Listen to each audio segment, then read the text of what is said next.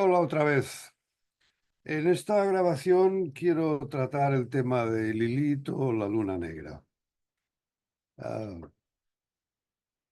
y para ello, vamos a ver, he utilizado ah, la presentación y los textos e imágenes que utilicé en mi curso sobre Lilith que daba hace una serie de años, pero que dejé de dar porque me di cuenta de que la gente en general estaba más interesada en ver cuál era lo mórbido, las emociones prohibidas, cosas así de tipo fantasmas, en realidad, para distraer el acoso de la realidad, es decir, el mundo real, ¿no?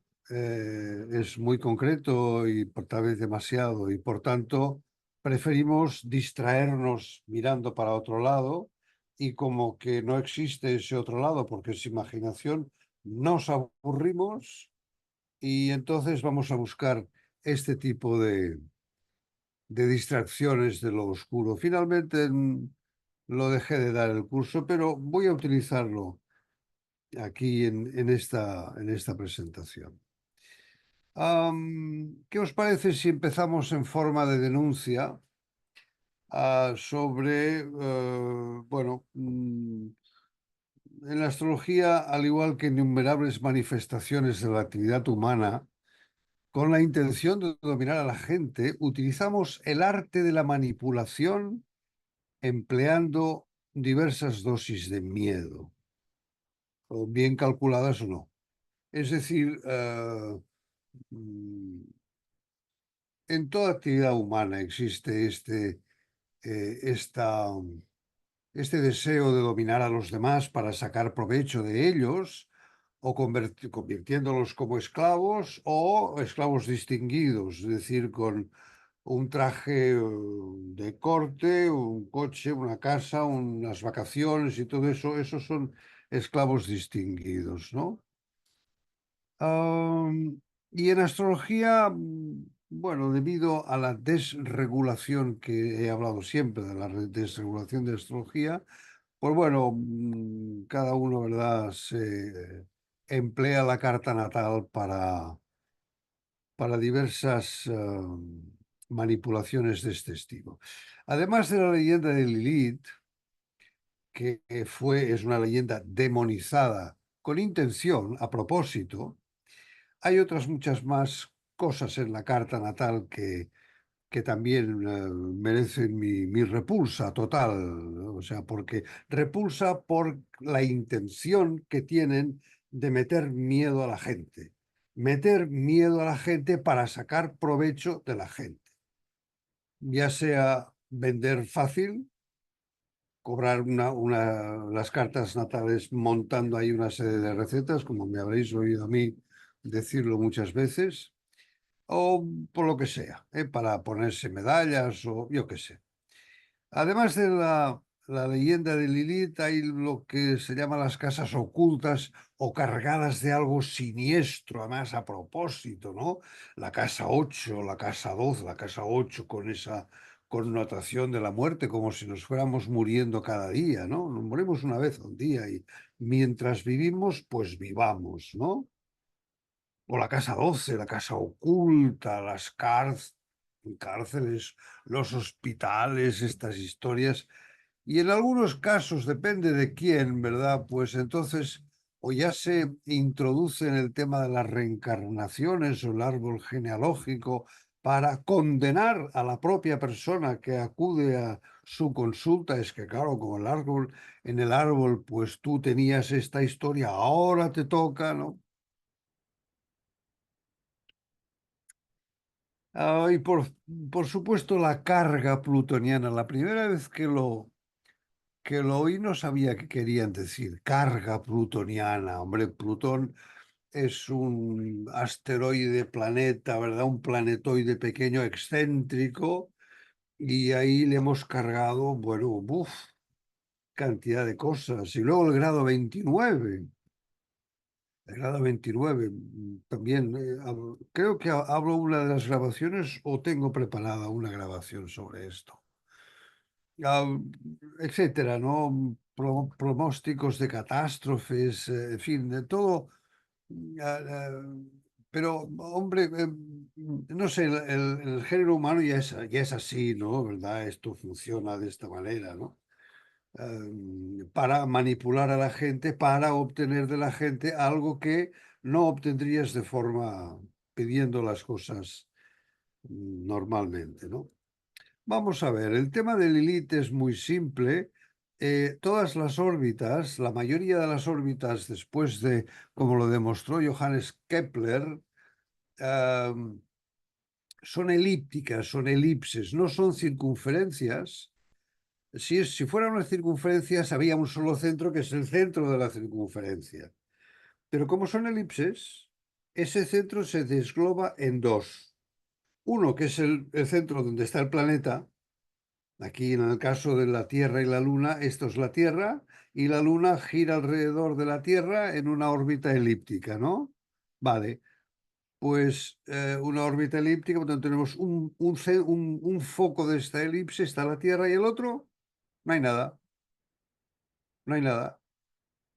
Vale, pues asociado, como veremos, a esa operación de prohibición y denigración de lo femenino que ocurrió en la segunda parte del judaísmo, pues entonces en astrología lo hemos puesto así. No sé qué, bueno, Lilith, lo femenino, la luna, bueno, yo creo que lo femenino es muchísimo más que la luna. De hecho, una carta de una mujer, pues es muchísimo más que la luna. Pero bueno, se ha montado este espectáculo de, del oscuro, ¿no? Que es Lilith o la luna negra. Vale, esto es así, esto es astronómicamente es así y ya está. Eso es todo. Astronómicamente no es más que el foco no ocupado de la órbita de la Luna, como hay focos no ocupados de la órbita de muchos planetas, porque esto es un hecho astronómico, no tiene más historia. Si las órbitas fueran circulares, no habría estos segundos focos, pero como son elípticas, hay otro foco y ya está. No hay más historia que esta. Y a partir de un hecho, como digo, en realidad irrelevante, porque no es relevante, es decir, esto es un fenómeno más producido por las órbitas planetarias, entonces se ha montado toda esa parafernalia de monstruos familiares, bueno, ya lo sabéis, ¿no? Hay cantidad aquí de monstruos para distraer la atención a lo importante. Lo importante es vivir, ¿no? Porque estamos vivos y lo importante somos nosotros, cada uno es importante para sí mismo o debería serlo, lo que ocurre que relegamos esa importancia en otros y les decimos a los sacerdotes, maestros, gurús de turno, dígame lo que tengo que hacer, ¿no? El resto es ir alimentando y venga, y de ese fantasma creamos otro fantasma más y vamos engordando el tema, ¿no? Vamos a ver, Lilith, el origen. El origen de Lilith, eso se remonta, como indiqué antes, al antiguo conflicto provocado por la agresión contra lo femenino, agresión y postergación por el surgimiento del patriarcado en el mundo judaico, en la segunda mitad. Le digo segunda mitad porque antiguamente al dios masculino Yahvé se le contraponía, es decir, aparejaba la diosa femenina a perdón, Asherah. Aquí lo tenemos, sí, es que me cambié, me he pasado de línea. Yahvé y Asherah, dos poderes como tenemos en en el Tao el yin y el yang, ¿no? El yin y el yang, yin femenino y yang masculino, a igual poder en la rueda del chi, la energía fundamental, es aquello de la bandera de Corea, ¿no? Es aquello de azul y rojo, azul con un puntito de rojo y rojo con un puntito de azul, de igual a poder. Esto existía en la antigüedad, pero en algún momento que no he considerado urgente a dedicar mi tiempo en averiguar cuándo, pero esto está escrito, ya, ¿no? Os doy una lectura que puede ser interesante para esto. Esto fue distorsionado. Se trata de una manipulación política de hace, ¿cuánto? ¿3.000, 4.000 años?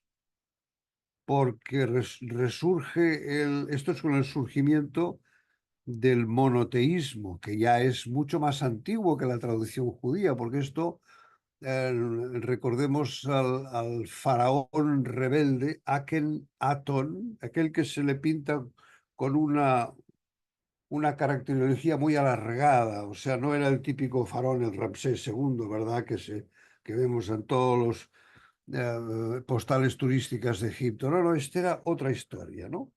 Ese es el que quiso, el rebelde, porque quiso terminar con todos los dioses, Horus, Anubis, Isis del antiguo Egipto, y instaurar el dios único. Vale, no fracasó, ahí digo, fracasó, y eso, esa semilla fructificó en el mundo judaico con el dios único. Lo que pasa que al principio ese dios tenía su contrapeso, su contraparte, Yahvé Asherah. Esta, esta tradición, este contrapeso, también existe en el mundo grecolatino fenicio, la parte mediterránea de la historia, ¿no? Ah, porque la tradición hebrea comparte ese mito de la Gran Madre, de la babilónica Ishtar o Astarte.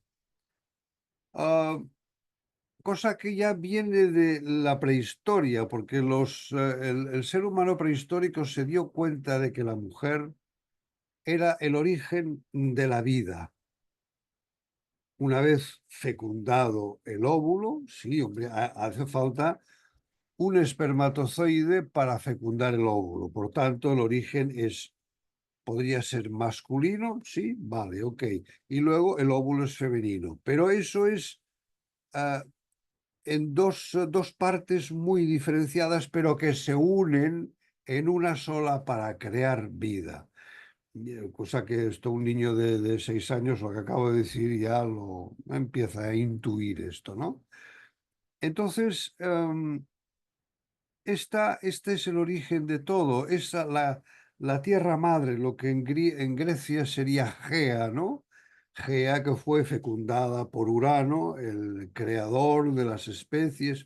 En fin, en todas las teogonías siempre hay más o menos siempre una maternidad, es decir, una gran madre, como se llama en Babilonia, de la cual aparecen, o sea, siguen, esa gran madre es fecundada o es inspirada, llámale como quieras, cada teogonía se lo monta a su manera. Am, bien, también tenemos que, según la tradición hebrea, Eva no fue la primera pareja de Adán, sino fue Lilith. Y además Lilith fue creada de barro como Adán por el creador y el creador le insufló su esencia y creó a Lilith y creó a Adán. En esa misma tradición hebrea, que no recuerdo si está en el Talmud o en la Torá, bueno, no lo sé. Eso lo tenéis, en fin, por internet lo podéis ver. Según la tradición hebrea, Lilith se mostró con mucha personalidad y decidiendo lo que quería y lo que no quería hacer. Y le dijo a Adán que no solamente quería hacer el acto sexual debajo, sino también quería ponerse encima. Bueno, me imagino yo, porque imagínate, todo esto es leyenda, o sea, esto es, imaginaos las leyendas que crean los libros inspirados, ¿no? Me imagino yo, pues, que Adán, pues, yo diría que, bueno, pues en principio, en fin, por lo menos a mí, en mi personalidad me parece muy bien. O sea, nada que objetar, sino todo lo contrario, porque cuanto más variaciones pongamos al tema, mucho mejor, ¿no?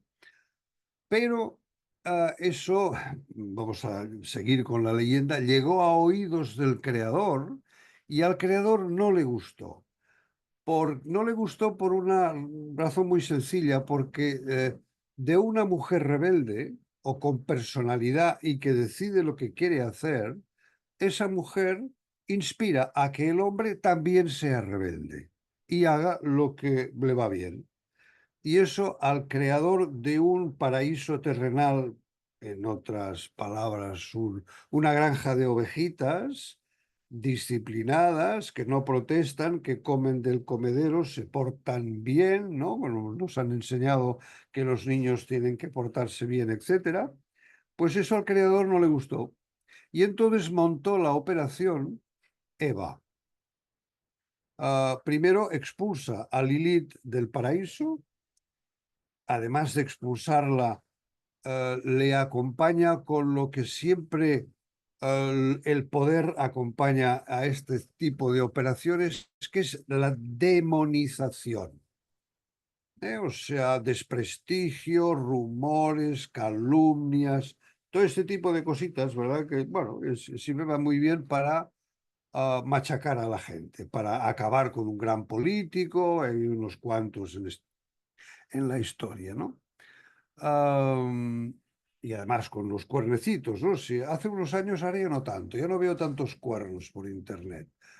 Pero hace unos años sí, buscabas en los... No, no había internet hace 30 años, ¿no? Que yo recuerde. Bueno, internet sí había, pero no...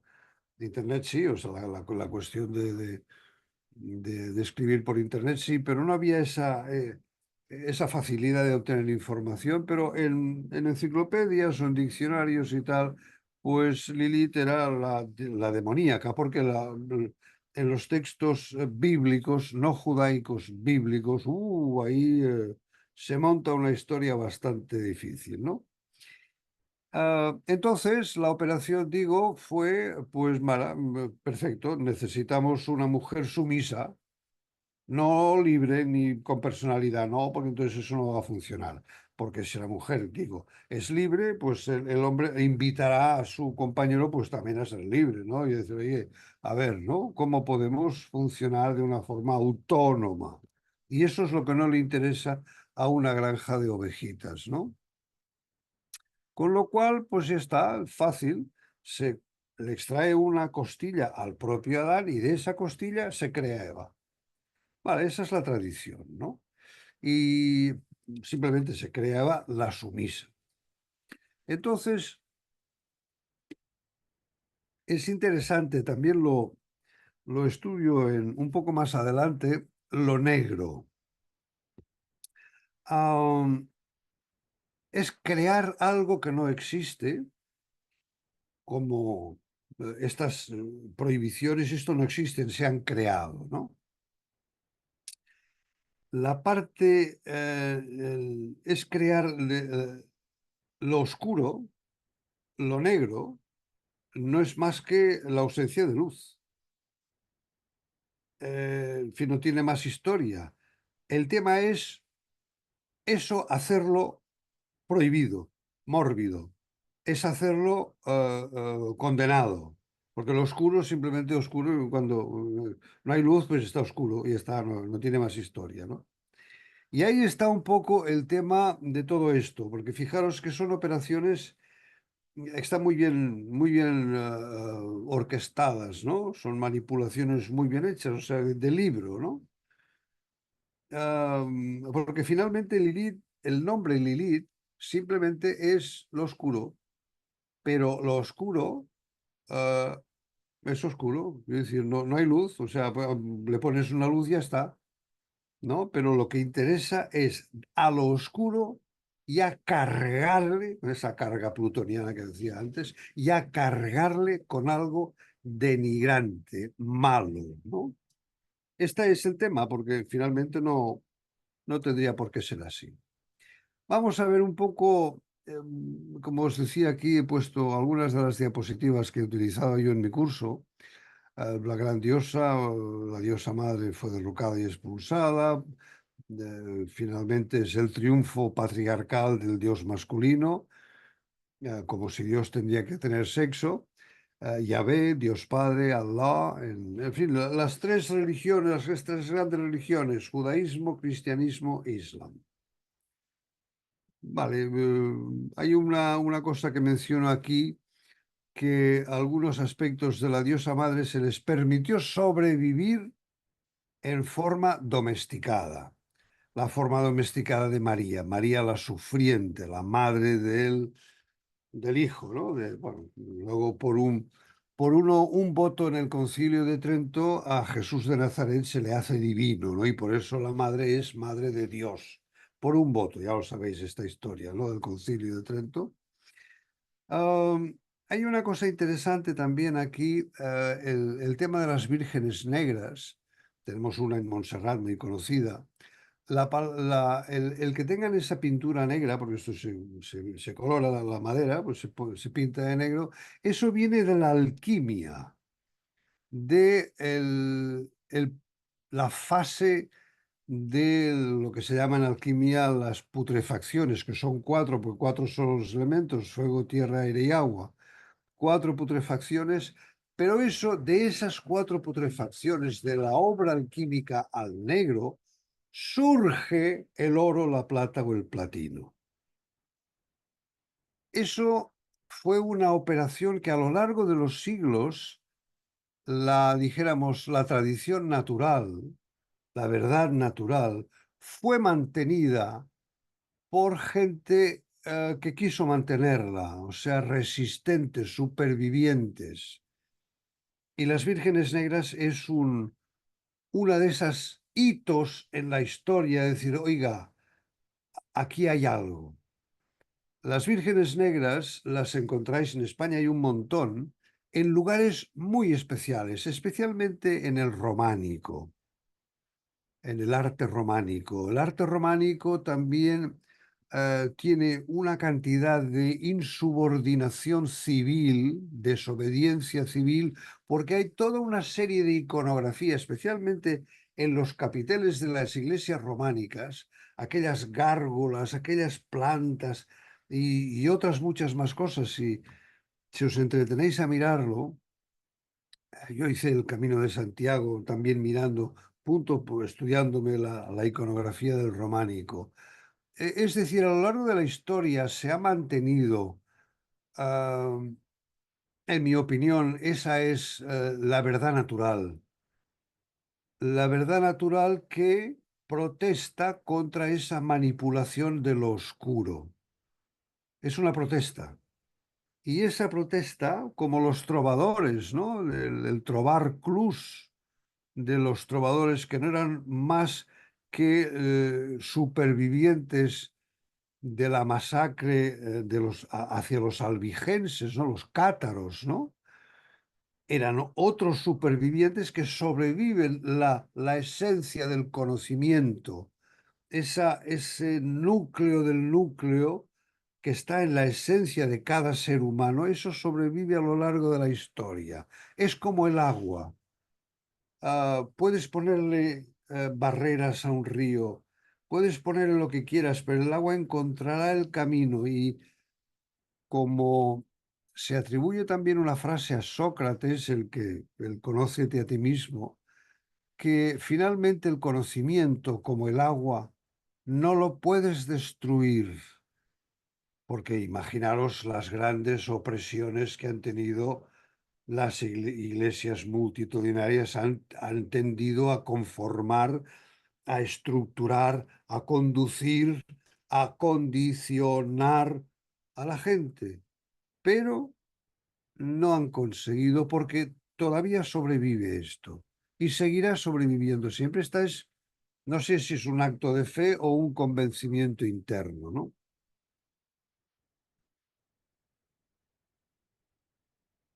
Sí, aquí tenemos un ejemplo de lo que es la agresión del patriarcado. Todavía estamos viviendo una sociedad patriarcal, de ahí la cantidad de mujeres asesinadas junto con sus hijos por violencia doméstica, ¿no? Por el masculino patriarcal, ¿no? Tenemos un ejemplo en la historia, ah, sobre el año 200, 300 y pico, creo que es más o menos por esa fecha, no me preocupa demasiado las fechas, sino situarlos en el tiempo. Alejandro de Macedonia, al cual las culturas patriarcales tipo eh, supremacistas, la supremacía de la raza aria de Hitler, etcétera, los supremacistas montaron la historia de que Alejandro de Macedonia era el grande. Como el Cid Campeador, Franco lo montó, nuestro dictador, lo montó como el gran caballero, el gran guerrero, cuando en realidad era un mercenario que la historia es muy clara, vendía sus servicios tanto a musulmanes como a cristianos, ¿no? Pero bueno, hay que montar alguna historia para sostentar una dictadura, ¿no? Am, Alejandro de Macedonia fue encargado por el residuo de los países del Peloponeso, de Grecia, después de la devastación provocada por las guerras del Peloponeso, Atenas contra Esparta, contra Corinto, Ática, etcétera. Todos los estados fueron unos contra otros, ¿no? Entonces, cuando más o menos alguien pudo poner que fue Filipo de Macedonia, el padre de Alejandro, le encargaron los estados griegos, le encargaron a Alejandro que fuera a liberar las colonias griegas del Asia Menor, la parte de Turquía, la parte más occidental de Turquía, donde está la ciudad de Esmirna, de Bursa, toda la parte occidental. En aquella época, en el siglo pues, tercero antes de Cristo, los griegos se habían establecido ahí. Es por eso, primero se establecieron hace dos o tres siglos antes y que provocaron las guerras médicas, no por médicos, sino porque se llamaban a los persas medos. Por eso es las guerras médicas. En fin, con el desastre. Bueno, Atenas, pues por batallas como Maratón o Platea, etcétera, vencieron a los persas porque no supieron habituallar convenientemente a sus ejércitos y llevaron barcos demasiado grandes, ¿no? Por ejemplo, en la batalla de Salamina, que perdieron los persas porque los barcos eran demasiado grandes y no podían maniobrar por las islas, ¿no? Entonces Filipo de Macedonia encargó a su hijo, o su hijo simplemente se cogió el encargo y se fue a liberar, ese era el encargo, liberar las colonias griegas del Asia Menor contra el residuo del imperio persa. En aquella época dominaba el rey Darío III, no el gran rey Darío I, el que creó la constitución del imperio, ¿no? Entonces, Alejandro se encontró con una de muchas leyendas del norte del Asia Menor en aquella época. Más o menos debería estar sobre la ciudad turca de Trabzon, Trebizonda o Mersin, un pueblo que se llamaba Gordión. Y había en un descampado, en un cobertizo, una yunta de bueyes con un nudo enorme, casi petrificado, obviamente de esparto, el nudo, ¿no? Y la tradición decía que el guerrero que consiguiera deshacer el nudo se quedaría con el imperio. Pues bien, el patriarcado, digo, bueno, lo mismo, ¿no? Alejandro de Macedonia no se lo pensó dos veces, sacó su espada y cortó el nudo, queriéndole decir a aquella gente que no se iba a ir con tonterías. Le cortaría el nudo, la cabeza y lo que hiciera falta que se pusiera por delante. Así es como en el Asia Menor se recuerda a Alejandro de Macedonia, ¿no? La anécdota es que Alejandro tenía el encargo solamente de liberar las colonias griegas y por eso se le dio el residuo de uno de los mejores ejércitos de la historia, la infantería óplita, escudo, lanza y espada, ¿no? Eran, bueno, en aquella época prácticamente invencibles, porque eran muy ágiles, eran unos luchadores muy ágiles. Se le dio ese ejército y entonces Alejandro, pues que era simplemente un bravucón, ambicioso, perverso, etcétera, bueno, murió comido por sus propias entrañas, ¿no? Empezó a conquistar, venció a Darío segundo, perdón, tercero, y se fue hasta la India, llegó hasta la India, vio los elefantes en la India. Si tenéis más o menos el mapa, lo que supone, todo el imperio persa se lo cargó. O sea, simplemente, claro, cortas la cabeza a la serpiente y te quedas sin serpiente, ¿no? Y ese fue el fin del imperio persa, ¿no? Bueno, luego pues hay la destrucción de Persépolis, la ciudad que fue creada por Darío I como la joya de la corona, las construcciones, en fin, los países, los jardines colgantes, etcétera. Esto fue Alejandro de Macedonia.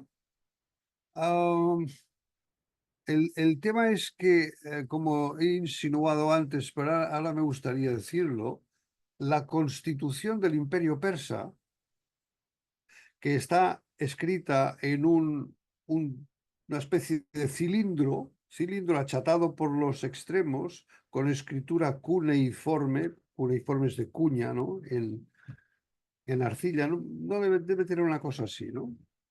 Está escrita la constitución del Imperio Persa, en la cual todos los países conquistados y culturas conquistadas podían conservar su religión, su idioma, su nombre, sus costumbres, albergándose dentro del imperio.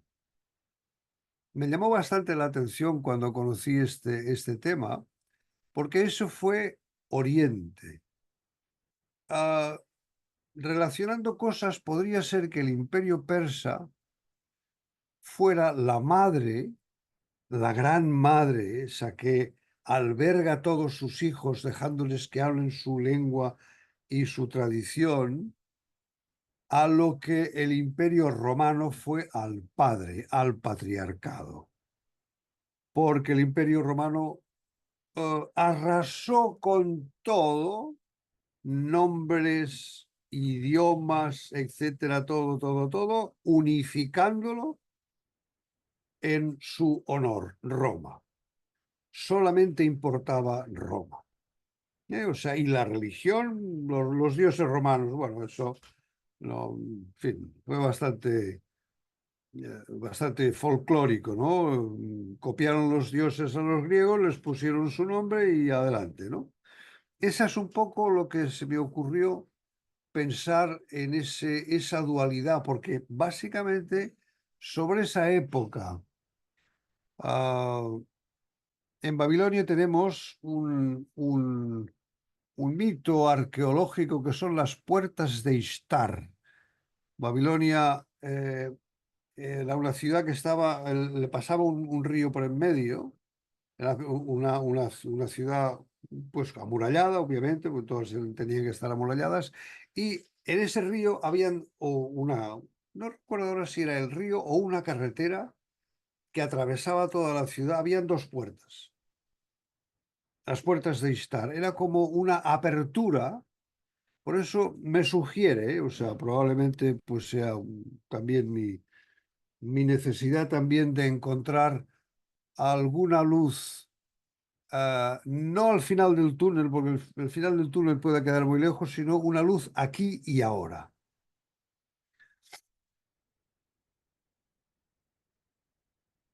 Ah, lo oscuro y lo prohibido.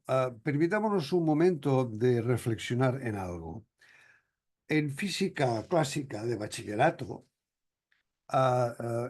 yo aprendí, por lo menos en mi bachillerato, lo que hice, que el frío no existe.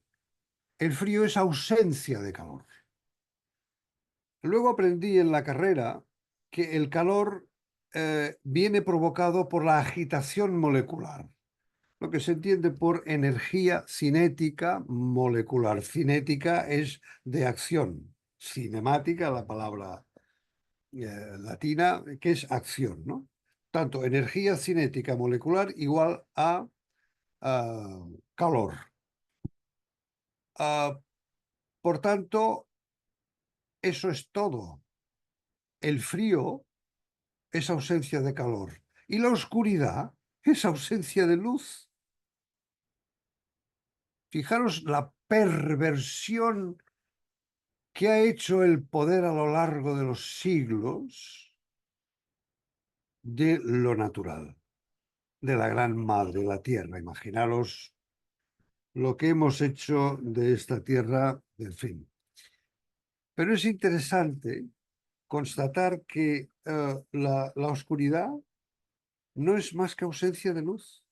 Si tienes miedo de entrar a una cueva, en una cueva, porque no hay luz, llévate una buena luz como hacen los espeleólogos, con sus lucecitas y entonces lo verás y ya está.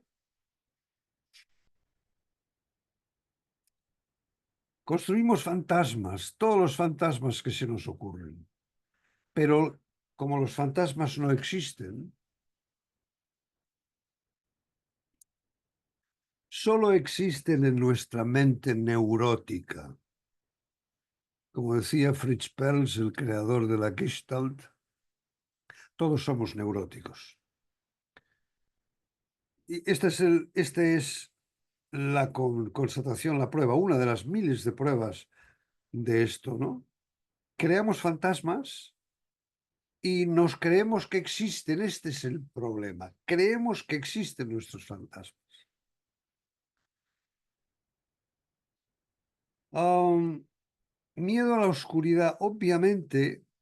Sí, yo recuerdo, si queréis que os cuente una anécdota mía, yo de pequeño tenía miedo a la oscuridad como la mayoría de los niños y mi padre tuvo que bajar los interruptores de la luz de cada habitación del apartamento donde vivíamos a la altura de mis 4 o 5 años, porque tenía que encender la luz para entrar en la habitación. Y ya está, mi padre lo resolvió de esta manera.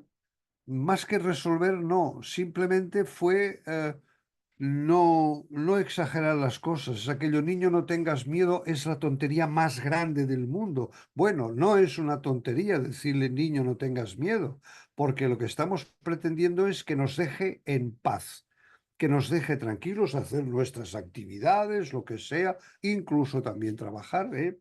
Pero si un niño tiene miedo, tiene miedo. Y mi padre optó con esto, o acompañarme, estar conmigo y jugamos, ¿no? Hacemos cosas, descubrimos nuestro, a nosotros, etcétera, ¿no?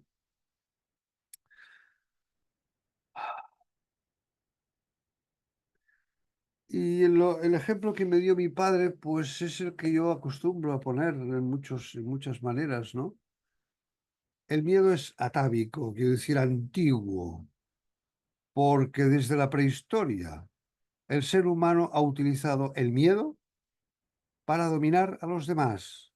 Ya está, este es el tema, para dominar a los demás. No, no es más historia, lo oscuro y lo prohibido es eso. Prohíbes una cosa y entonces la haces más atractiva, porque lo que prohíbes atrae, y entonces lo castigas, lo demonizas. Y entonces tienes a ese ser humano de rodillas suplicándote redención, ¿no?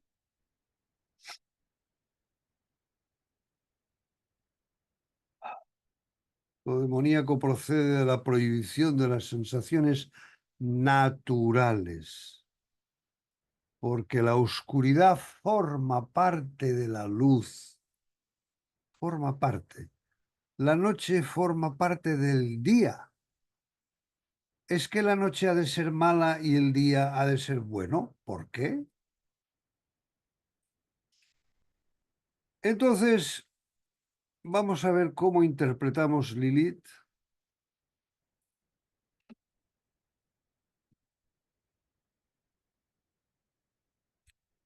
Am, como hijos de nuestra propia historia, escribí antes, llevamos a rastras sus contradicciones culturales, eso es cultural. Y por tanto, el punto Lilith en nuestra carta natal acarrea el significado histórico de lo oculto, de lo prohibido, simplemente porque quisieron que fuera prohibido, oculto. Lo quisieron así, lo crearon así, lo han montado así, no existía. La oscuridad no tiene por qué ser maligna, ¿no? Solo se califica como misterio aquello que se desconoce y que por miedo no se quiere entrar a descubrir, teniendo en cuenta que ese miedo es injertado, impuesto desde fuera.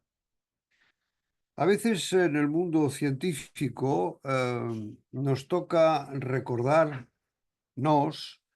que la investigación científica precisamente aborda lo que no conocemos, porque hay mucho búnker científico que no quiere saber nada de la astrología ni conocerla. Bueno, no es el caso de Carl Gustav Jung, no es el caso de Adler, no es el caso de incluso Freud, etcétera, ¿no? Ah, porque el espíritu científico precisamente es eso, penetrar, investigar lo que no se conoce. Entonces, básicamente es esto, donde tengamos Lilith en la carta natal, ahí podemos, como dije antes, que dejé de dar el curso de Lilith porque la gente quería buscar y profundizar en la herida, ¿no? De las emociones infantiles. ¿Qué herida? O sea, qué oscuridad, qué prohibido. Ustedes, la cultura, lo han prohibido porque el niño es aquello, niño, esto no se dice, esto no se hace, esto no se toca. Lo prohibieron cuando era todo eso de forma natural. Con lo cual, el punto de Lilith sería una búsqueda de la libertad, de la amplitud de miras, la búsqueda de la luz. Donde hay oscuridad, pongamos luz. ¿Por qué tenemos que regodearnos en el morbo? Es que yo de pequeño tenía, claro que sí, tenías, porque te lo prohibieron, y punto, y ya está.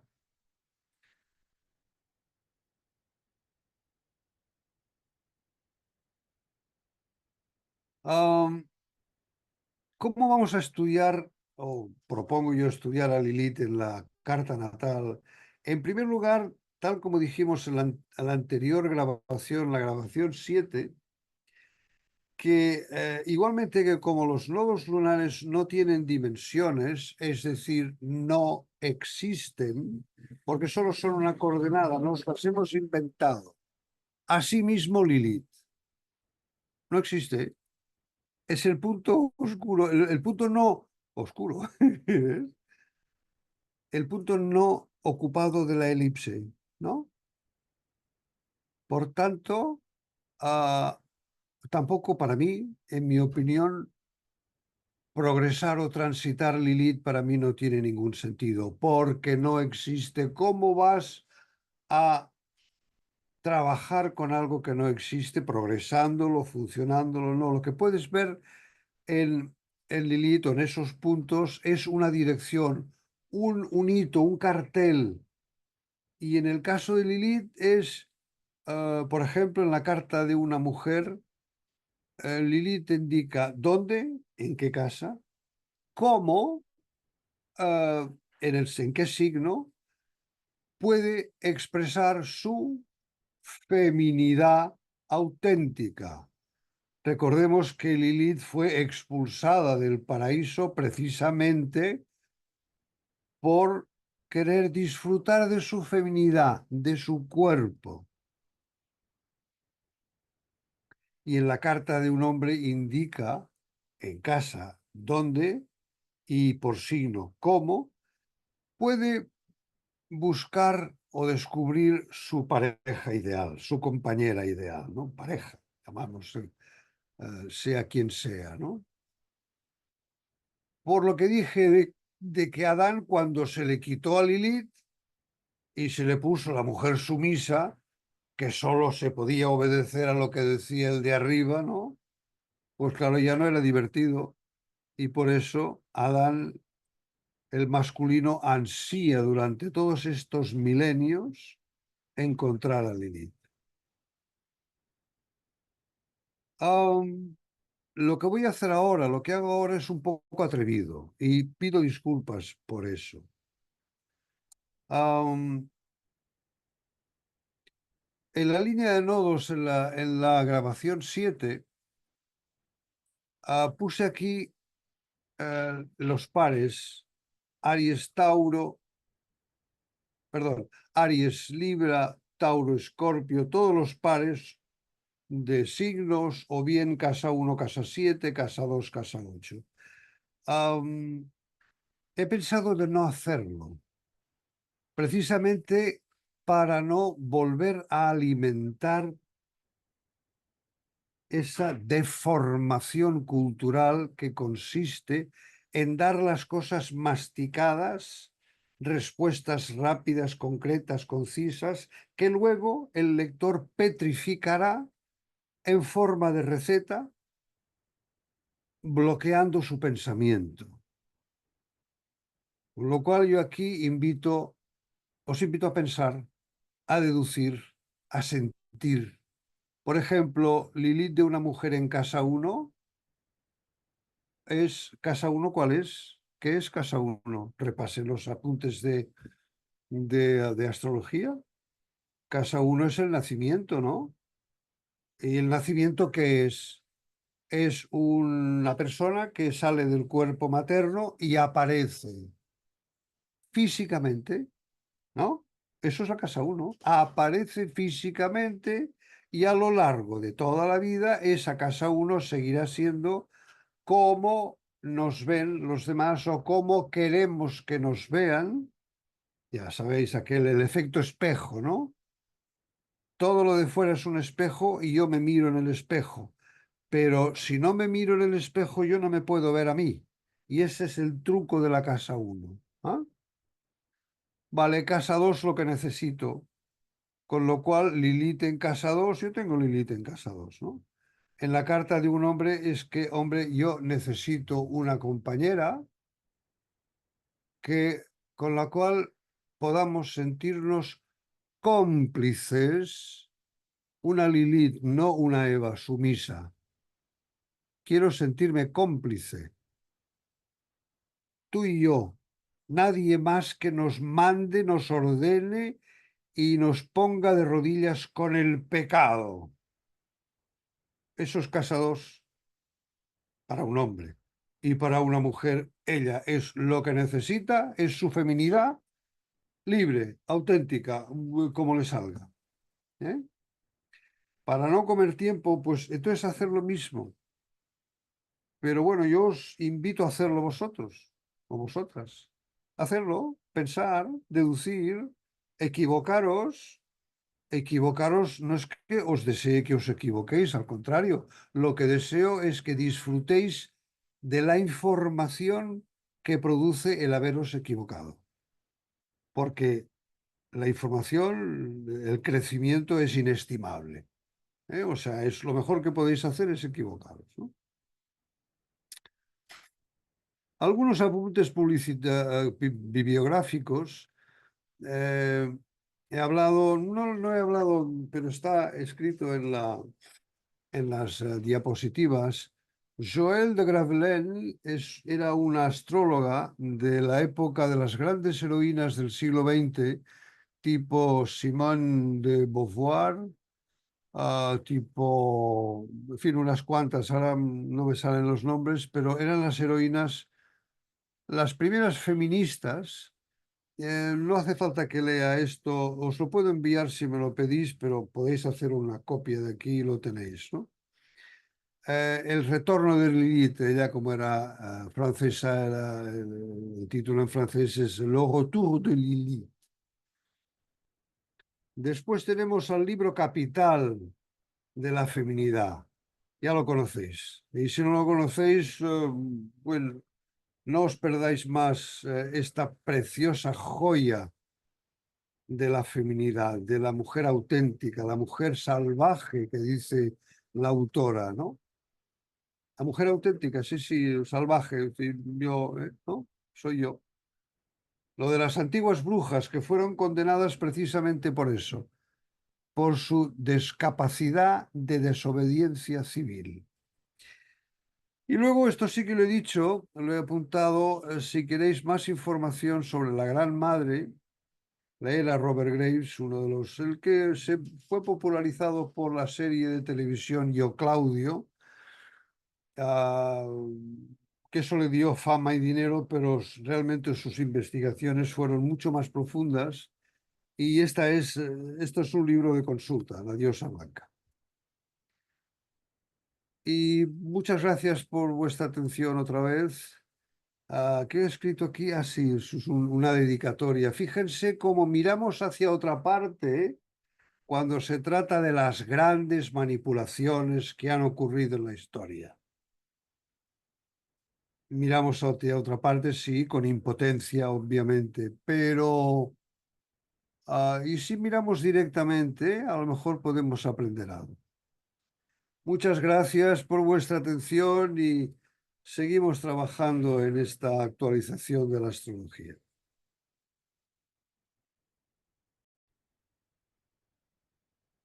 Hola otra vez. En esta grabación quiero tratar el tema de Lilith o la luna negra. Ah, y para ello, vamos a ver, he utilizado la presentación y los textos e imágenes que utilicé en mi curso sobre Lilith que daba hace una serie de años, pero que dejé de dar porque me di cuenta de que la gente en general estaba más interesada en ver cuál era lo mórbido, las emociones prohibidas, cosas así de tipo fantasmas, en realidad, para distraer el acoso de la realidad, es decir, el mundo real, ¿no? Es muy concreto y tal vez demasiado, y por tanto preferimos distraernos mirando para otro lado y como que no existe ese otro lado porque es imaginación,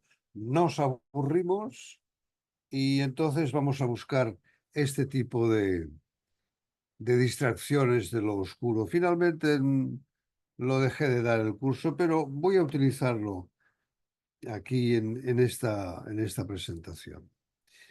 ¿Qué os parece si empezamos en forma de denuncia sobre, bueno, en la astrología, al igual que en innumerables manifestaciones de la actividad humana, con la intención de dominar a la gente, utilizamos el arte de la manipulación empleando diversas dosis de miedo, o bien calculadas o no.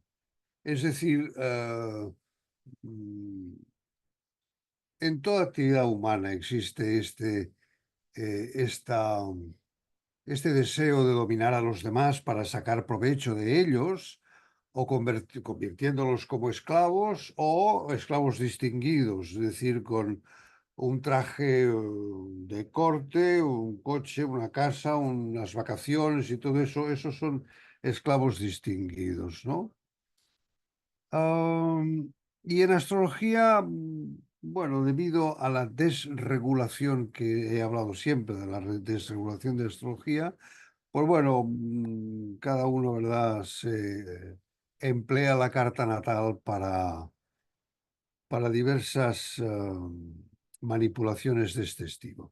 Además de la leyenda de Lilith, que es una leyenda demonizada con intención, a propósito, hay otras muchas más cosas en la carta natal que también merecen mi repulsa total, ¿no? O sea, porque repulsa por la intención que tienen de meter miedo a la gente.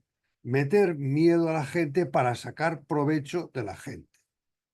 Ya sea vender fácil, cobrar las cartas natales montando ahí una serie de recetas, como me habréis oído a mí decirlo muchas veces, o por lo que sea, para ponerse medallas o yo qué sé. Además de la leyenda de Lilith, hay lo que se llama las casas ocultas o cargadas de algo siniestro, además a propósito, ¿no? La casa 8, la casa 12, la casa 8 con esa connotación de la muerte, como si nos fuéramos muriendo cada día, ¿no? Nos morimos una vez al día y mientras vivimos, pues vivamos, ¿no? O la casa 12, la casa oculta, las cárceles, los hospitales, estas historias. Y en algunos casos, depende de quién, ¿verdad? Pues entonces, o ya se introduce en el tema de las reencarnaciones o el árbol genealógico para condenar a la propia persona que acude a su consulta. Es que, claro, como en el árbol, pues tú tenías esta historia, ahora te toca, ¿no? Y por supuesto la carga plutoniana. La primera vez que lo oí no sabía qué querían decir. Carga plutoniana. Hombre, Plutón es un asteroide planeta, ¿verdad? Un planetoide pequeño, excéntrico. Y ahí le hemos cargado, bueno, cantidad de cosas. Y luego el grado 29. El grado 29 también, creo que hablo una de las grabaciones o tengo preparada una grabación sobre esto. Ah, etcétera, ¿no? Pronósticos de catástrofes, en fin, de todo. ah, ah, pero, hombre, no sé, el género humano ya es así, ¿no? ¿Verdad? Esto funciona de esta manera, ¿no? Para manipular a la gente, para obtener de la gente algo que no obtendrías de forma pidiendo las cosas normalmente, ¿no? Vamos a ver, el tema de Lilith es muy simple. Todas las órbitas, la mayoría de las órbitas después de, como lo demostró Johannes Kepler, eh, son elípticas, son elipses, no son circunferencias. Si fuera una circunferencia, había un solo centro que es el centro de la circunferencia. Pero como son elipses, ese centro se desgloba en dos. Uno, que es el centro donde está el planeta. Aquí, en el caso de la Tierra y la Luna, esto es la Tierra y la Luna gira alrededor de la Tierra en una órbita elíptica, ¿no? Vale, pues una órbita elíptica, por tanto tenemos un foco de esta elipse, está la Tierra y el otro, no hay nada, no hay nada. Vale, pues asociado, como veremos, a esa operación de prohibición y denigración de lo femenino que ocurrió en la segunda parte del judaísmo, pues entonces en astrología lo hemos puesto así. No sé qué, bueno, Lilith, lo femenino, la luna, bueno, yo creo que lo femenino es muchísimo más que la luna. De hecho, una carta de una mujer, pues es muchísimo más que la luna. Pero bueno, se ha montado este espectáculo de, del oscuro, ¿no? que es Lilith o la luna negra. Vale, esto es así, esto es astronómicamente es así y ya está. Eso es todo. Astronómicamente no es más que el foco no ocupado de la órbita de la Luna, como hay focos no ocupados de la órbita de muchos planetas, porque esto es un hecho astronómico, no tiene más historia. Si las órbitas fueran circulares, no habría estos segundos focos, pero como son elípticas, hay otro foco y ya está. No hay más historia que esta. Y a partir de un hecho, como digo, en realidad irrelevante, porque no es relevante, es decir, esto es un fenómeno más producido por las órbitas planetarias, entonces se ha montado toda esa parafernalia de monstruos familiares, bueno, ya lo sabéis, ¿no? Hay cantidad aquí de monstruos para distraer la atención a lo importante. Lo importante es vivir, ¿no? Porque estamos vivos y lo importante somos nosotros, cada uno es importante para sí mismo, o debería serlo, lo que ocurre que relegamos esa importancia en otros y les decimos a los sacerdotes, maestros, gurús de turno, dígame lo que tengo que hacer, ¿no? El resto es ir alimentando y venga, y de ese fantasma creamos otro fantasma más y vamos engordando el tema, ¿no? Vamos a ver, Lilith, el origen. El origen de Lilith, eso se remonta, como indiqué antes, al antiguo conflicto provocado por la agresión contra lo femenino, agresión y postergación por el surgimiento del patriarcado en el mundo judaico, en la segunda mitad. Digo segunda mitad porque antiguamente al dios masculino Yahvé se le contraponía, es decir, aparejaba la diosa femenina uh, Asherah. Aquí lo tenemos, sí, es que me cambié, me he pasado de línea. Yahvé y Asherah, dos poderes, como tenemos en en el Tao, el yin y el yang, ¿no? El yin y el yang, yin femenino y yang masculino, a igual poder en la rueda del ki, la energía fundamental, es aquello de la bandera de Corea, ¿no? Es aquello de azul y rojo, azul con un puntito de rojo y rojo con un puntito de azul, de igual a poder. Esto existía en la antigüedad, pero en algún momento que no he considerado urgente a dedicar mi tiempo en averiguar cuándo, pero esto está escrito, ya ¿no? Os doy una lectura que puede ser interesante para esto. Esto fue distorsionado. Se trata de una manipulación política de hace, ¿cuánto? ¿3.000, 4.000 años? Porque resurge esto es con el surgimiento del monoteísmo, que ya es mucho más antiguo que la tradición judía, porque esto, recordemos al faraón rebelde, Akenatón, aquel que se le pinta con una caracterología muy alargada, o sea, no era el típico faraón, el Ramsés II, ¿verdad? Que vemos en todos los postales turísticas de Egipto. No, no, esta era otra historia, ¿no? Ese es el que quiso, el rebelde, porque quiso terminar con todos los dioses, Horus, Anubis, Isis del antiguo Egipto, y instaurar el dios único. Vale, no fracasó, ahí digo, fracasó, y eso, esa semilla fructificó en el mundo judaico con el dios único. Lo que pasa que al principio ese dios tenía su contrapeso, su contraparte, Yahvé Asherah.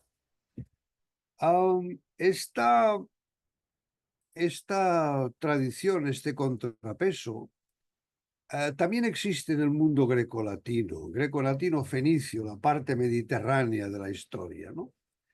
Ah, Porque la tradición hebrea comparte ese mito de la Gran Madre, de la babilónica Ishtar o Astarte, ah, cosa que ya viene de la prehistoria, porque el ser humano prehistórico se dio cuenta de que la mujer era el origen de la vida. Una vez fecundado el óvulo, sí, hombre, hace falta un espermatozoide para fecundar el óvulo. Por tanto, el origen podría ser masculino, sí, vale, ok. Y luego el óvulo es femenino. Pero eso es ah, en dos partes muy diferenciadas, pero que se unen en una sola para crear vida. Cosa que esto un niño de 6 años, lo que acabo de decir, ya lo empieza a intuir esto, ¿no? Entonces, este es el origen de todo, es la tierra madre, lo que en Grecia sería Gea, ¿no? Gea que fue fecundada por Urano, el creador de las especies. En fin, en todas las teogonías siempre hay más o menos siempre una maternidad, es decir, una gran madre, como se llama en Babilonia, de la cual aparecen, o sea, siguen, esa gran madre es fecundada o es inspirada, llámale como quieras, cada teogonía se lo monta a su manera. Bien, también tenemos que, según la tradición hebrea, Eva no fue la primera pareja de Adán, sino fue Lilith. Y además Lilith fue creada de barro como Adán por el creador y el creador le insufló su esencia y creó a Lilith y creó a Adán. En esa misma tradición hebrea, que no recuerdo si está en el Talmud o en la Torá, bueno, no lo sé. Eso lo tenéis, en fin, por internet lo podéis ver. Según la tradición hebrea, Lilith se mostró con mucha personalidad y decidiendo lo que quería y lo que no quería hacer. Y le dijo a Adán que no solamente quería hacer el acto sexual debajo, sino también quería ponerse encima. Bueno, me imagino yo, porque imagínate, todo esto es leyenda, o sea, esto es. Imaginaos las leyendas que crean los libros inspirados, ¿no? Me imagino yo pues que Adán, pues yo diría que, bueno, pues en principio, en fin, por lo menos a mí, en mi personalidad me parece muy bien. O sea, nada que objetar, sino todo lo contrario, porque cuanto más variaciones pongamos al tema, mucho mejor, ¿no? Pero eso, vamos a seguir con la leyenda, llegó a oídos del creador y al creador no le gustó. No le gustó por una razón muy sencilla, porque de una mujer rebelde o con personalidad y que decide lo que quiere hacer, esa mujer inspira a que el hombre también sea rebelde y haga lo que le va bien. Y eso al creador de un paraíso terrenal, en otras palabras, una granja de ovejitas disciplinadas, que no protestan, que comen del comedero, se portan bien, ¿no? Bueno, nos han enseñado que los niños tienen que portarse bien, etcétera. Pues eso al creador no le gustó. Y entonces montó la operación Eva. Primero expulsa a Lilith del paraíso, además de expulsarla, le acompaña con lo que siempre el poder acompaña a este tipo de operaciones, que es la demonización. O sea, desprestigio, rumores, calumnias, todo este tipo de cositas, ¿verdad? Que, bueno, sirve muy bien para machacar a la gente, para acabar con un gran político. Hay unos cuantos en la historia, ¿no? Am, y además con los cuernecitos, ¿no? Si hace unos años ahora yo no tanto, yo no veo tantos cuernos por internet. Pero hace unos años sí, buscabas en los... No, no había internet hace 30 años, ¿no? Que yo recuerde. Bueno, internet sí había, pero no... Internet sí, o sea, la cuestión de escribir por internet sí, pero no había esa facilidad de obtener información. Pero en enciclopedias o en diccionarios y tal, pues Lilith era la demoníaca, porque en los textos bíblicos, no judaicos, bíblicos, ahí se monta una historia bastante difícil, ¿no? Entonces, la operación, digo, fue pues mala. Perfecto, necesitamos una mujer sumisa, no libre ni con personalidad, no, porque entonces eso no va a funcionar. Porque si la mujer, digo, es libre, pues el hombre invitará a su compañero pues también a ser libre, ¿no? Y decir, oye, a ver, ¿no? ¿Cómo podemos funcionar de una forma autónoma? Y eso es lo que no le interesa a una granja de ovejitas, ¿no? Con lo cual, pues ya está, fácil. Se le extrae una costilla al propio Adán y de esa costilla se crea Eva. Vale, esa es la tradición, ¿no? Y simplemente se creaba la sumisa. Entonces, es interesante, también lo estudio un poco más adelante, lo negro. Am, es crear algo que no existe, como estas prohibiciones, esto no existen, se han creado, ¿no? La parte es crear lo oscuro, lo negro, no es más que la ausencia de luz. En fin, no tiene más historia. El tema es eso, hacerlo prohibido, mórbido, es hacerlo condenado, porque lo oscuro es simplemente oscuro y cuando no hay luz, pues está oscuro y está, no tiene más historia, ¿no? Y ahí está un poco el tema de todo esto, porque fijaros que son operaciones, están muy bien orquestadas, ¿no? Son manipulaciones muy bien hechas, o sea, de libro, ¿no? Porque finalmente Lilith, el nombre Lilith simplemente es lo oscuro, pero lo oscuro ah, es oscuro, es decir, no hay luz, o sea, pues, le pones una luz y ya está, ¿no? Pero lo que interesa es a lo oscuro y a cargarle, esa carga plutoniana que decía antes, y a cargarle con algo denigrante, malo, ¿no? Este es el tema, porque finalmente no tendría por qué ser así. Vamos a ver un poco, como os decía aquí, he puesto algunas de las diapositivas que he utilizado yo en mi curso. La gran diosa, la diosa madre fue derrocada y expulsada.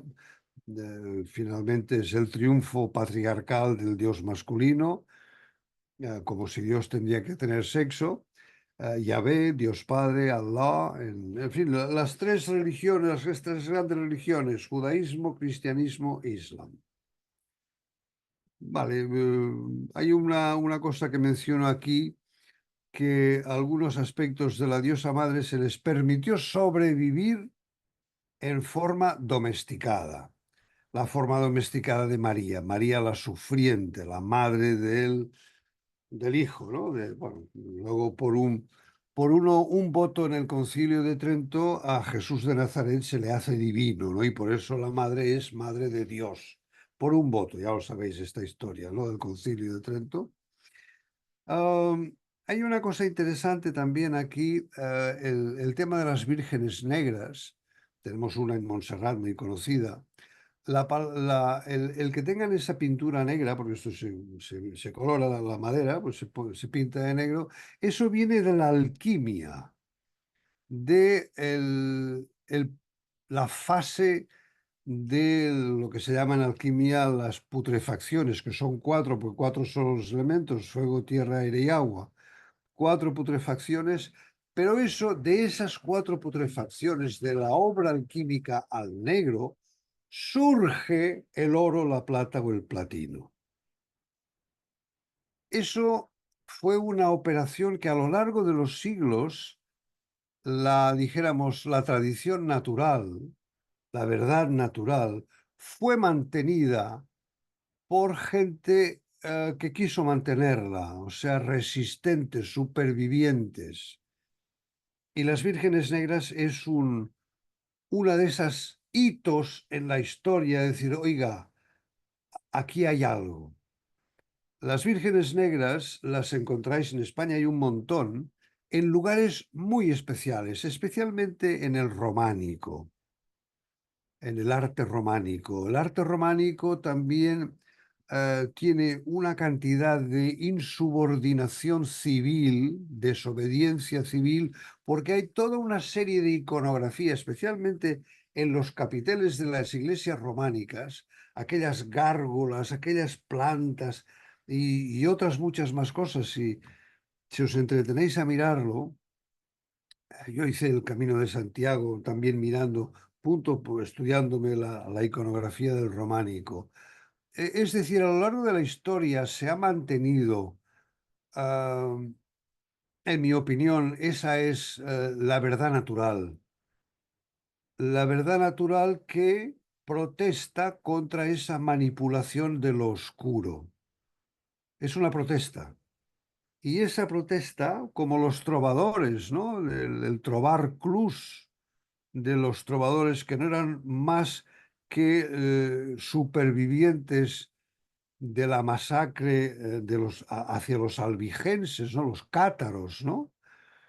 Eran otros supervivientes que sobreviven la esencia del conocimiento, ese núcleo del núcleo que está en la esencia de cada ser humano, eso sobrevive a lo largo de la historia. Es como el agua.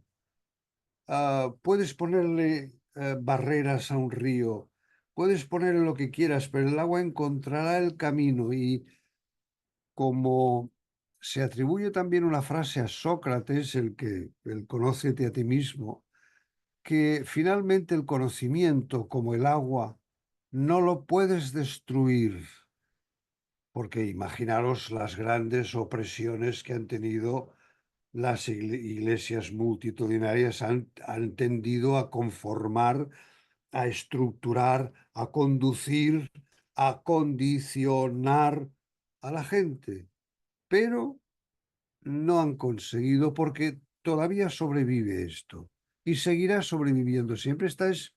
No sé si es un acto de fe o un convencimiento interno, ¿no?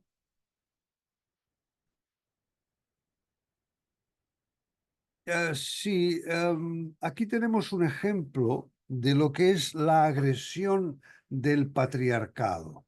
Todavía estamos viviendo una sociedad patriarcal. De ahí la cantidad de mujeres asesinadas junto con sus hijos por violencia doméstica, ¿no? Por el masculino patriarcal, ¿no? Tenemos un ejemplo en la historia, ah, sobre el año 200, 300 y pico, creo que es más o menos por esa fecha, no me preocupa demasiado las fechas, sino situarlos en el tiempo. Alejandro de Macedonia, al cual las culturas patriarcales, tipo eh, supremacistas, la supremacía de la raza aria de Hitler, etcétera, los supremacistas montaron la historia de que Alejandro de Macedonia era el grande. Como el Cid Campeador, Franco lo montó, nuestro dictador, lo montó como el gran caballero, el gran guerrero, cuando en realidad era un mercenario que la historia es muy clara, vendía sus servicios tanto a musulmanes como a cristianos, ¿no? Pero bueno, hay que montar alguna historia para sostentar una dictadura, ¿no? Am, Alejandro de Macedonia fue encargado por el residuo de los países del Peloponeso, de Grecia, después de la devastación provocada por las guerras del Peloponeso, Atenas contra Esparta, contra Corinto, Ática, etcétera. Todos los estados fueron unos contra otros, ¿no? Uh, entonces, cuando más o menos alguien pudo poner que fue Filipo de Macedonia, el padre de Alejandro, le encargaron los estados griegos, le encargaron a Alejandro que fuera a liberar las colonias griegas del Asia Menor, la parte de Turquía, la parte más occidental de Turquía, donde está la ciudad de Esmirna, de Bursa, toda la parte occidental. En aquella época, en el siglo pues, III antes de Cristo, los griegos se habían establecido ahí. Es por eso, primero se establecieron hace 2 o 3 siglos antes y que provocaron las guerras médicas, no por médicos, sino porque se llamaban a los persas medos. Por eso es las guerras médicas. En fin, con el desastre. Bueno, Atenas, pues por batallas como Maratón o Platea, etcétera, vencieron a los persas porque no supieron habituallar convenientemente a sus ejércitos y llevaron barcos demasiado grandes, ¿no? Por ejemplo, en la batalla de Salamina, que perdieron los persas porque los barcos eran demasiado grandes y no podían maniobrar por las islas, ¿no? Entonces Filipo de Macedonia encargó a su hijo, o su hijo simplemente se cogió el encargo y se fue a liberar, ese era el encargo, liberar las colonias griegas del Asia Menor contra el residuo del imperio persa.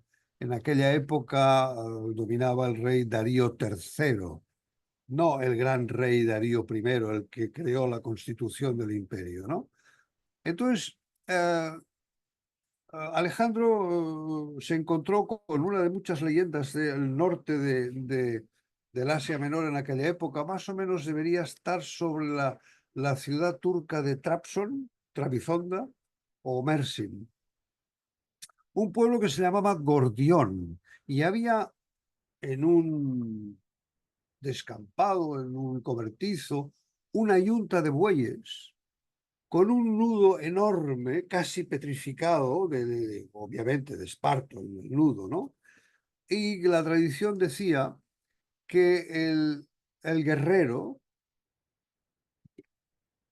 que consiguiera deshacer el nudo se quedaría con el imperio. Pues bien, el patriarcado, digo, bueno, lo mismo, ¿no? Alejandro de Macedonia no se lo pensó 2 veces, sacó su espada y cortó el nudo, queriéndole decir a aquella gente que no se iba a ir con tonterías. Le cortaría el nudo, la cabeza y lo que hiciera falta que se pusiera por delante. Así es como eh, en el Asia Menor se recuerda a Alejandro de Macedonia, ¿no? La anécdota es que Alejandro tenía el encargo solamente de liberar las colonias griegas y por eso se le dio el residuo de uno de los mejores ejércitos de la historia, la infantería óplita, escudo, lanza y espada, ¿no? Eran, bueno, en aquella época prácticamente invencibles, porque eran muy ágiles, eran unos luchadores muy ágiles. Se le dio ese ejército y entonces Alejandro, pues que era simplemente un bravucón, ambicioso, perverso, etcétera, bueno, murió comido por sus propias entrañas, ¿no? Empezó a conquistar, venció a Darío II, perdón, tercero, y se fue hasta la India, llegó hasta la India, vio los elefantes en la India. Si tenéis más o menos el mapa, lo que supone, todo el imperio persa se lo cargó. O sea, simplemente, claro, cortas la cabeza a la serpiente y te quedas sin serpiente, ¿no? Y ese fue el fin del imperio persa, ¿no? Bueno, luego pues hay la destrucción de Persépolis, la ciudad que fue creada por Darío I como la joya de la corona, las construcciones en fin, los países, los jardines colgantes, etcétera. Esto fue Alejandro de Macedonia. Ah, el tema es que, como he insinuado antes, pero ahora me gustaría decirlo, la constitución del Imperio Persa, que está escrita en una especie de cilindro achatado por los extremos, con escritura cuneiforme, cuneiformes de cuña, ¿no? En arcilla, ¿no? No debe tener una cosa así, ¿no? Está escrita la constitución del Imperio Persa, en la cual todos los países conquistados y culturas conquistadas podían conservar su religión, su idioma, su nombre, sus costumbres, albergándose dentro del imperio. Me llamó bastante la atención cuando conocí este tema, porque eso fue Oriente. Ah, relacionando cosas, podría ser que el imperio persa fuera la madre, la gran madre, esa que alberga a todos sus hijos dejándoles que hablen su lengua y su tradición, a lo que el imperio romano fue al padre, al patriarcado. Porque el imperio romano arrasó con todo, nombres, idiomas, etcétera, todo, unificándolo en su honor, Roma. Solamente importaba Roma. O sea, y la religión, los dioses romanos, bueno, eso, no, en fin, fue bastante folclórico, ¿no? Copiaron los dioses a los griegos, les pusieron su nombre y adelante, ¿no?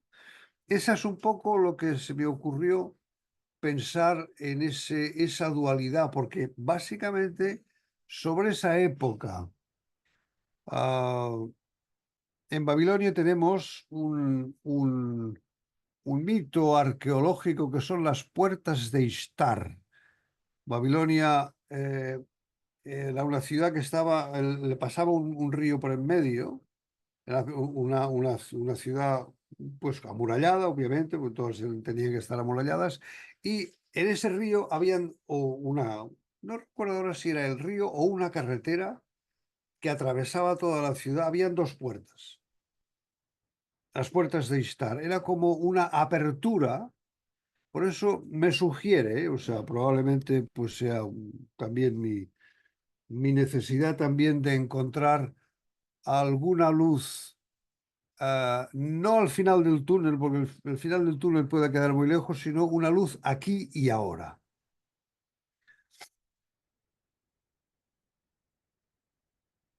Ah, lo oscuro y lo prohibido. Permitámonos un momento de reflexionar en algo.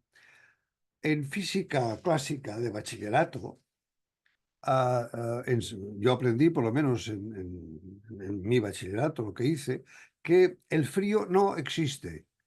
El frío es ausencia de calor.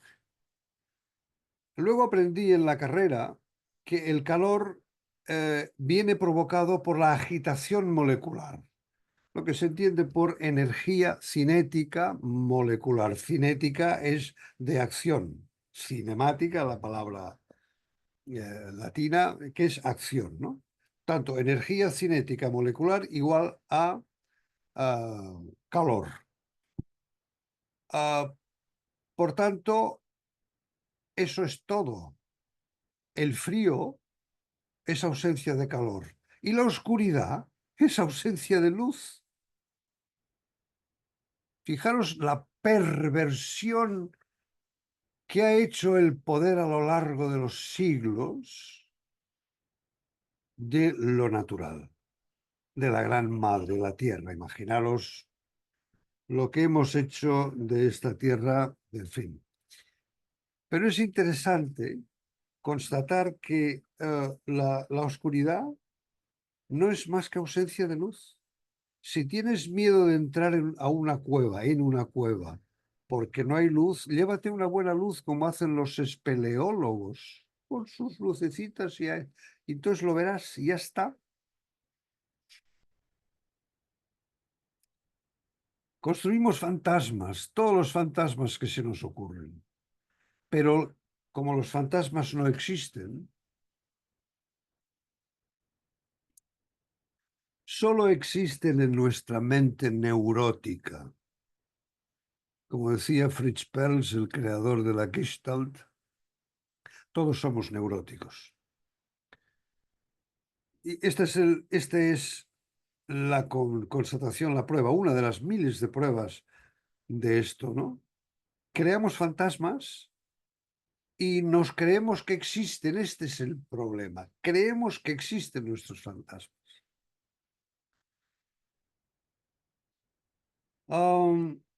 Miedo a la oscuridad, obviamente. Sí, yo recuerdo, si queréis que os cuente una anécdota mía, yo de pequeño tenía miedo a la oscuridad como la mayoría de los niños y mi padre tuvo que bajar los interruptores de la luz de cada habitación del apartamento donde vivíamos a la altura de mis 4 o 5 años, porque tenía que encender la luz para entrar en la habitación. Y ya está, mi padre lo resolvió de esta manera. Más que resolver, no, simplemente fue no exagerar las cosas. Es aquello, niño, no tengas miedo, es la tontería más grande del mundo. Bueno, no es una tontería decirle, niño, no tengas miedo, porque lo que estamos pretendiendo es que nos deje en paz, que nos deje tranquilos hacer nuestras actividades, lo que sea, incluso también trabajar, ¿eh? Pero si un niño tiene miedo, tiene miedo. Y mi padre optó con esto, o acompañarme, estar conmigo y jugamos, ¿no? Hacemos cosas, descubrimos nuestro, a nosotros, etcétera, ¿no?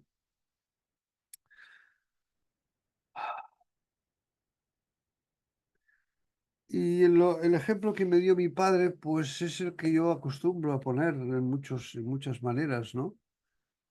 El miedo es atávico, quiero decir antiguo, porque desde la prehistoria el ser humano ha utilizado el miedo para dominar a los demás. Ya está, este es el tema, para dominar a los demás. No es más historia, lo oscuro y lo prohibido es eso. Prohíbes una cosa y entonces la haces más atractiva, porque lo que prohíbes atrae, y entonces lo castigas, lo demonizas. Y entonces tienes a ese ser humano de rodillas suplicándote redención, ¿no?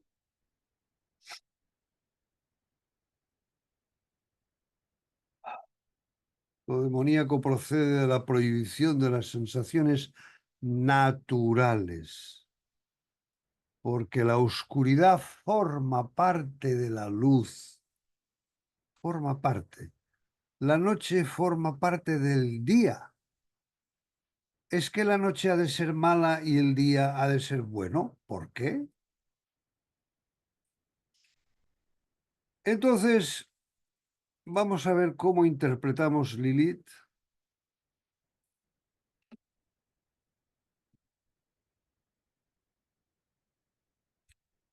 Aun como hijos de nuestra propia historia, escribí antes, llevamos a rastras sus contradicciones culturales, eso es cultural. Y por tanto, el punto Lilith en nuestra carta natal acarrea el significado histórico de lo oculto, de lo prohibido, simplemente porque quisieron que fuera prohibido, oculto. Lo quisieron así, lo crearon así, lo han montado así, no existía. La oscuridad no tiene por qué ser maligna, ¿no? Solo se califica como misterio aquello que se desconoce y que por miedo no se quiere entrar a descubrir, teniendo en cuenta que ese miedo es injertado, impuesto desde fuera. A veces en el mundo científico nos toca recordarnos que la investigación científica precisamente aborda lo que no conocemos, porque hay mucho búnker científico que no quiere saber nada de la astrología ni conocerla. Bueno, no es el caso de Carl Gustav Jung, no es el caso de Adler, no es el caso de incluso Freud, etcétera, ¿no? Ah, porque el espíritu científico precisamente es eso, penetrar, investigar lo que no se conoce. Entonces, básicamente es esto, donde tengamos Lilith en la carta natal, ahí podemos, como dije antes, que dejé de dar el curso de Lilith porque la gente quería buscar y, y profundizar en la herida, ¿no? De las emociones infantiles. ¿Qué herida? O sea, qué oscuridad, qué prohibido.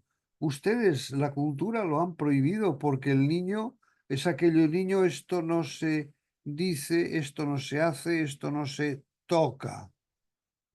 Lo prohibieron cuando era todo eso de forma natural. Con lo cual, el punto de Lilith sería una búsqueda de la libertad, de la amplitud de miras, la búsqueda de la luz. Donde hay oscuridad, pongamos luz. ¿Por qué tenemos que regodearnos en el morbo? Es que yo de pequeño tenía, claro que sí, tenías, porque te lo prohibieron, porque te lo prohibieron y punto, y ya está.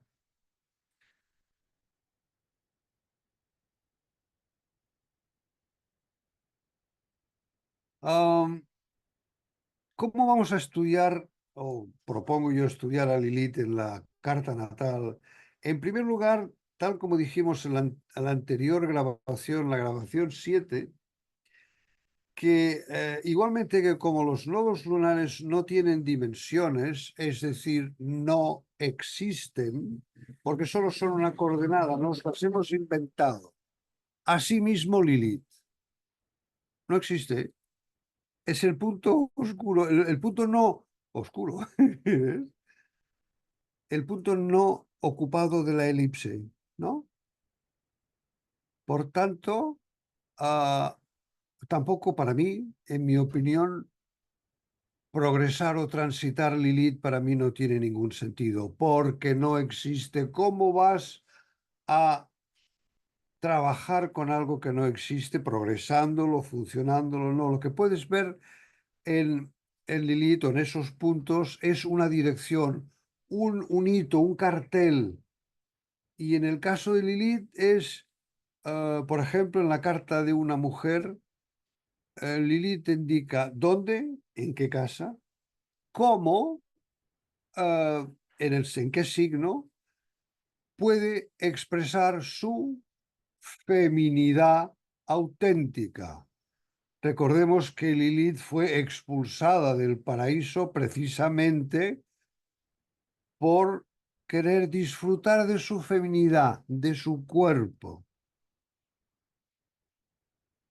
Y en la carta de un hombre indica en casa dónde y por signo cómo puede buscar o descubrir su pareja ideal, su compañera ideal, ¿no? Pareja, llamamos, sea quien sea, ¿no? Por lo que dije de que Adán, cuando se le quitó a Lilith y se le puso la mujer sumisa, que solo se podía obedecer a lo que decía el de arriba, ¿no?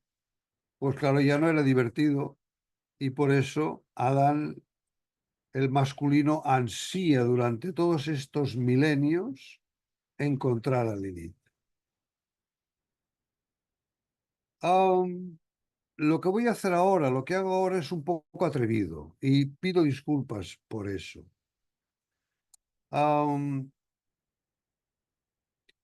en la línea de nodos, en la grabación 7, puse aquí los pares Aries Tauro, perdón, Aries Libra, Tauro Escorpio, todos los pares de signos, o bien casa 1, casa 7, casa 2, casa 8. He pensado de no hacerlo, precisamente para no volver a alimentar esa deformación cultural que consiste en dar las cosas masticadas, respuestas rápidas, concretas, concisas, que luego el lector petrificará en forma de receta, bloqueando su pensamiento. Con lo cual yo aquí os invito a pensar, a deducir, a sentir. Por ejemplo, Lilith de una mujer en casa 1 es casa 1, ¿cuál es? ¿Qué es casa 1? Repasen los apuntes de astrología. Casa 1 es el nacimiento, ¿no? ¿Y el nacimiento qué es? Es una persona que sale del cuerpo materno y aparece físicamente, ¿no? Eso es la casa 1. Aparece físicamente y a lo largo de toda la vida esa casa 1 seguirá siendo cómo nos ven los demás o cómo queremos que nos vean. Ya sabéis, el efecto espejo, ¿no? Todo lo de fuera es un espejo y yo me miro en el espejo. Pero si no me miro en el espejo, yo no me puedo ver a mí. Y ese es el truco de la casa 1. ¿Ah? Vale, casa 2 lo que necesito. Con lo cual, Lilith en casa 2, yo tengo Lilith en casa 2, ¿no? En la carta de un hombre es que, hombre, yo necesito una compañera que, con la cual podamos sentirnos cómplices, una Lilith, no una Eva sumisa. Quiero sentirme cómplice, tú y yo, nadie más que nos mande, nos ordene y nos ponga de rodillas con el pecado.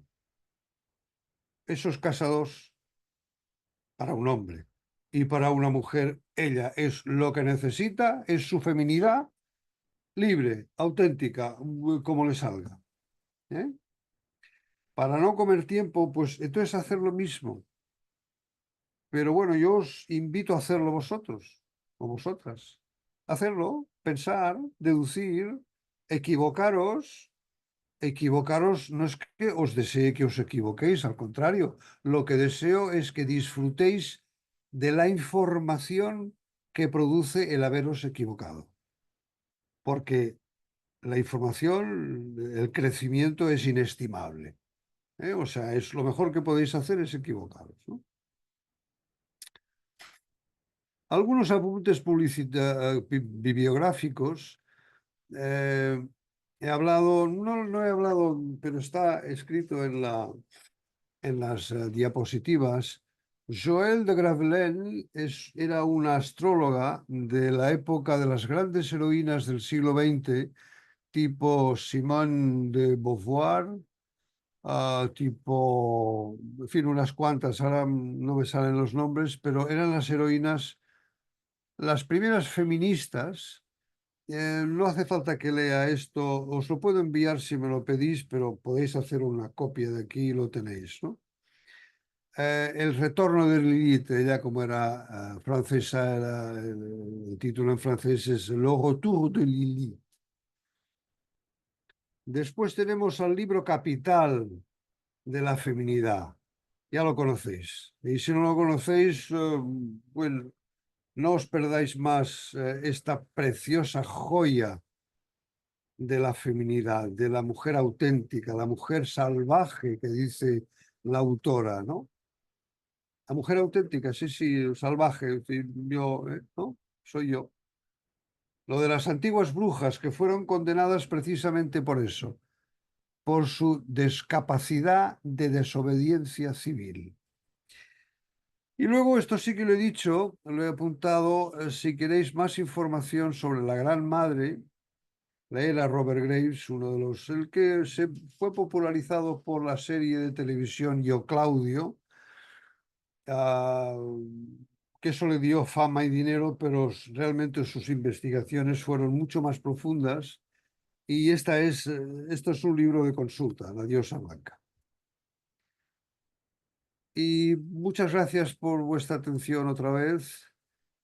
¿Qué he escrito aquí? Sí, es una dedicatoria. Fíjense cómo miramos hacia otra parte cuando se trata de las grandes manipulaciones que han ocurrido en la historia. Miramos hacia otra parte, sí, con impotencia, obviamente, pero y si miramos directamente, a lo mejor podemos aprender algo. Muchas gracias por vuestra atención y seguimos trabajando en esta actualización de la astrología.